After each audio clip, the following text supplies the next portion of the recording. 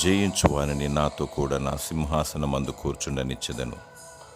ప్రకటన 3వ అధ్యాయము 21వ వచనము. పాపమును, శరీరమును, లోకమును జయించినచో దేవునితో పాటు ఆయన బిడ్డలముగా తన సింహాసనమందు కూర్చుండనీయను.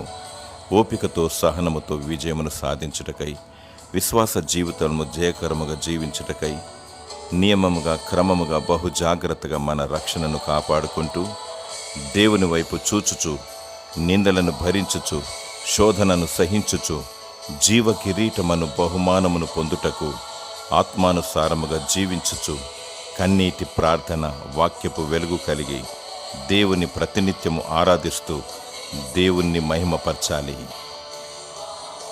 దేవుడు నిన్ను అంతము వరకు భద్రపరిచి తన కృపలో విజయమును దయచేయునుగాక.